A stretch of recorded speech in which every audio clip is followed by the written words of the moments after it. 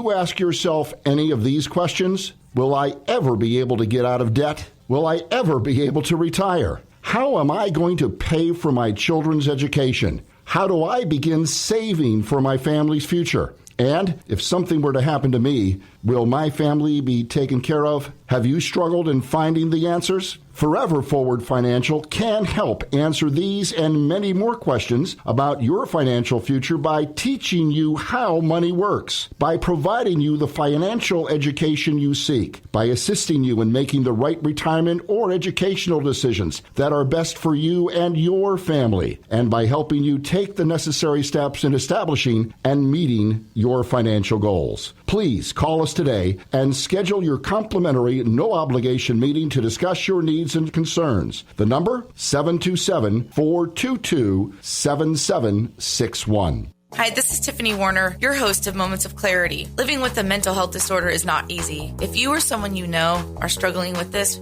please know it's so important to seek treatment, and I'm here to help. Please visit the website at momentsofclaritywithtiffany.com to view blog posts and resources on this site to help educate and inspire you to take action, because there's no shame in seeking help for mental health. While you're there, please take a few seconds to sign up for my email list. You'll get some extremely valuable educational and entertaining content that can be sent right to your inbox each week. Plus, you'll also get instant and free access to my guide on managing your anxiety. You can also follow me on Twitter at MOC with Tiffany and at Facebook at Tiffany Werner. And once again, the website is momentsofclaritywithtiffany.com. Thank you so much for your support and for listening to your show, because change can only come when we stand together as one.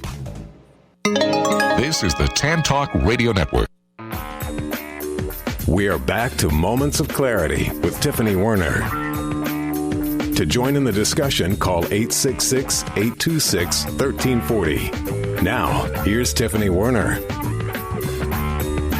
Hi, welcome back. And if you're just tuning in, this is Moments of Clarity. My name is Tiffany Werner.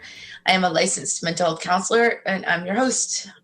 And today we're going to be talking about our favorite K-9 friends. Not only that, but how to train them, how to have them as emotional support animals, and how easy it is to not only train some of the dogs, like a little bit more high maintenance. Some animals get social anxiety, they remove carpets, chew blinds, all that stuff too. I got an expert, a celebrity dog trainer here, and he's here to answer any questions we have. And you can call in 866-826-1340, 866-826-1340, and get some free dog advice, dog training advice. And I mean, an online training, and he's going to be giving our listeners some giveaways towards the end of the show. I want to welcome back to Moments of Clarity the K-9 mentalist, Ryan Matthews. So, hey, Tiffany, how you doing? I'm having a good time. It's fun.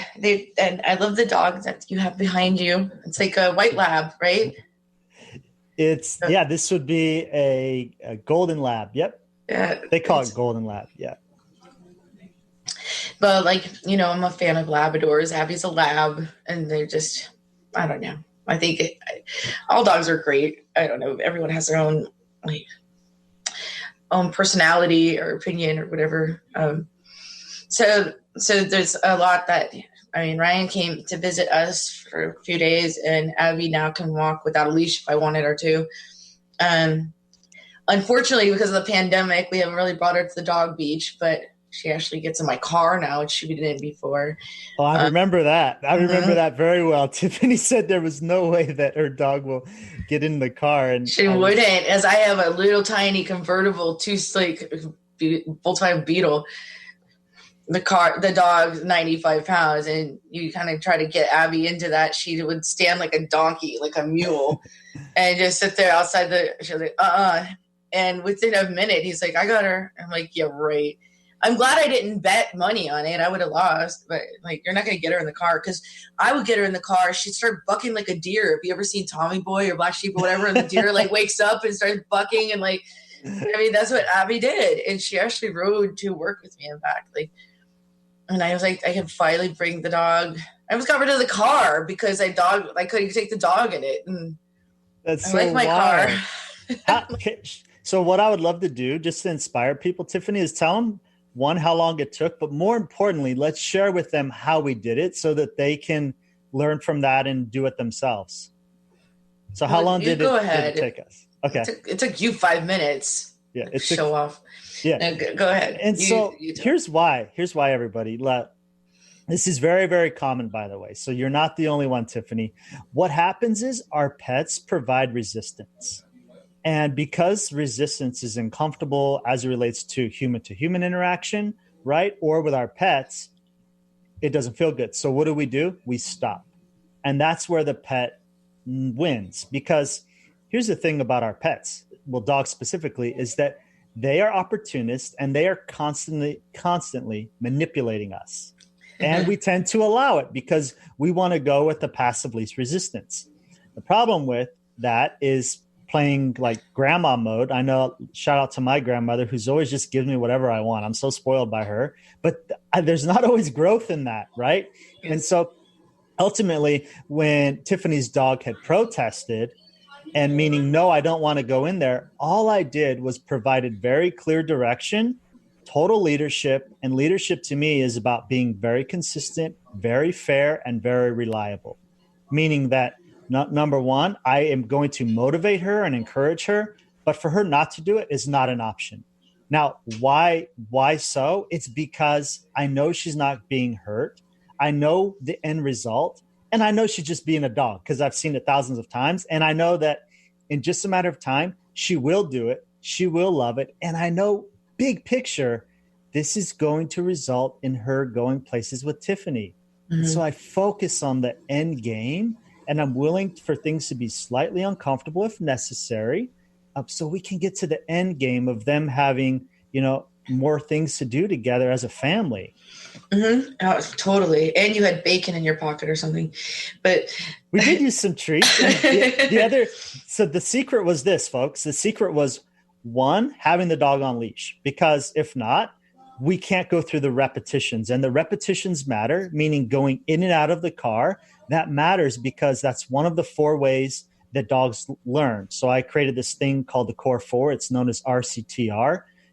And the first R is repetition. So I just repeatedly did it over and over again. Number 1, on leash, so that Abby had to do it over and over. But to provide motivation, I did not talk very much, because if a dog is stressed, what you say is nearly irrelevant. And when they're very stressed, actually treats won't matter either.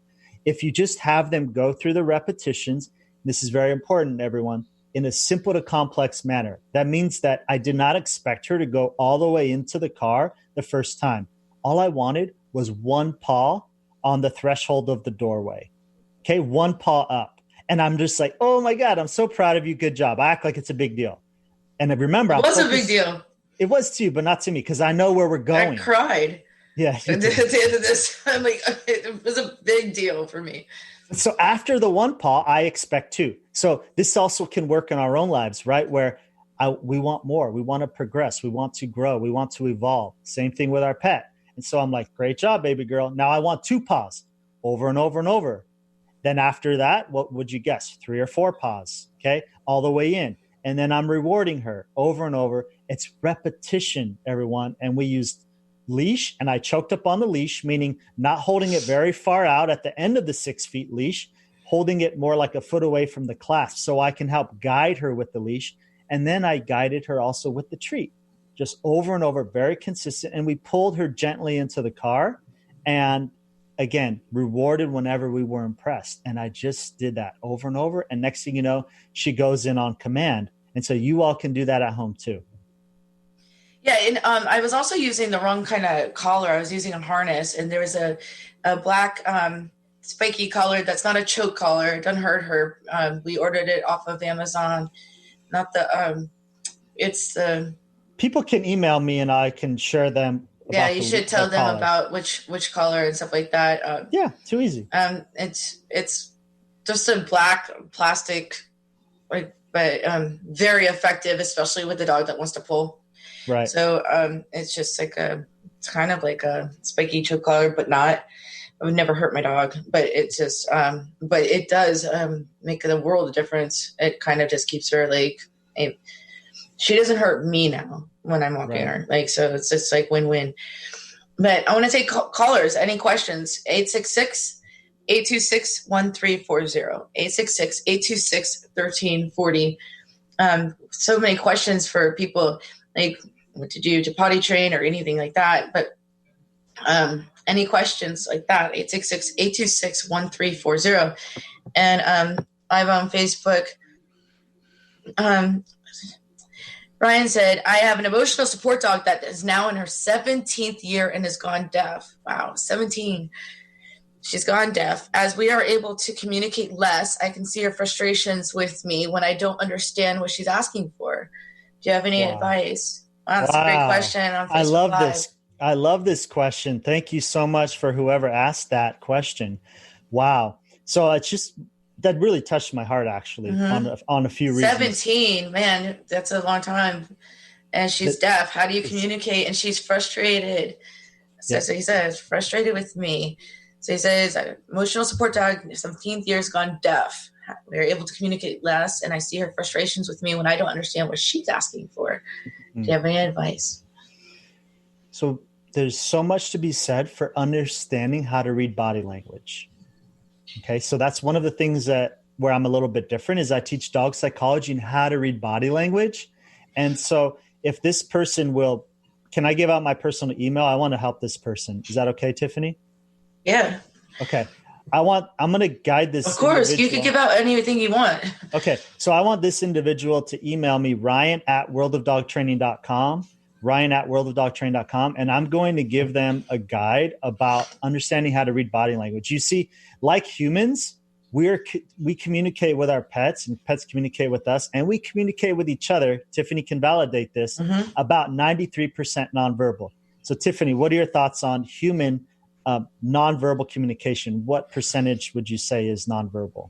I would say a lot of it, like at least 80.